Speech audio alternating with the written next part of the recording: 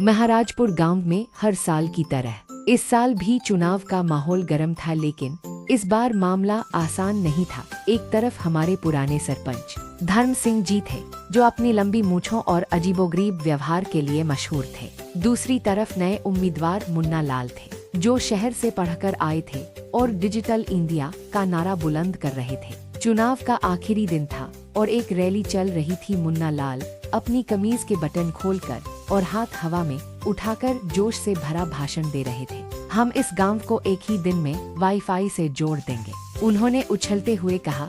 पूरे गांव को वाईफाई का मतलब नहीं पता था, लेकिन शब्द अच्छा लगा, इसलिए सबने तालियां बजाईं। अचानक भाषण के जोश में मुन्ना लाल के जूते उनके पैरों से निकलकर सीधे एक भैंस की नाक पर गिरे। भैंसा, जिसका नाम केसर था, अजीबोगरीब चीजें पसंद नहीं करता था। गुस्से में सिर हिलाया और जूता उछलकर सीधा पास के खेत में जा गिरा, जहां एक छोटी सी धारा बह रही थी। मुन्ना लाल की बोलती बंद हो गई। उसका एक पैर बिना जूते के जमीन पर था। उसका पूरा आधुनिक रूप पल भर में गायब हो गया। गांव वाले चुपचाप देखते रहे। धर्म सिंह जी को मौका मिल गया।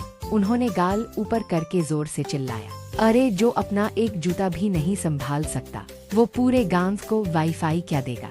पूरे गांव में हंसी की लहर दौड़ गई। मुन्ना लाल शर्म से लाल हो गया। उसने बिना कुछ कहे अपनी बात खत्म की और सिर्फ एक जूते में चलने लगा। लेकिन कहानी यहीं खत्म नहीं हुई। अगले दिन मुन्ना लाल अपना जूता धोने नाले पर गया। वहां उसने देखा कि धर्म सिंह खुद एक हाथ में लाठी और दूसरे में अपना जूता लिए खड़ा है। धर्म सिंह मुस्कुराया और बोला, तुम्हारे जूते का नहीं, मैं तो तुम्हारी सोच का मजाक उड़ा रहा था। बेटा, वाईफाई से पहले सड़कें ठीक करना जरूरी है। जूता क्यों गिरा? क्योंकि जमीन खराब थी। देखो, मैं यहाँ खेत से नाले तक सड़क बनवा रहा हूँ, ताकि आगे किसी का जूता न गिरे। मुन्ना लाल ने जमीन की तरफ देखा। दरअसल वहाँ एक छोटी सी सड़क बननी शुरू हो चुकी थी। मुन्ना लाल को अपनी गलती का एहसास हुआ। उसने धर्म सिंह को गले लगा लिया और इस तरह महाजनपुर गांव में धर्म सिंह चुनाव जीत गया। लेकिन उस दिन मोहल्ले का हर लड़का मुन्ना लाल के पास गया, चाचा, वाईफाई कब आएगा?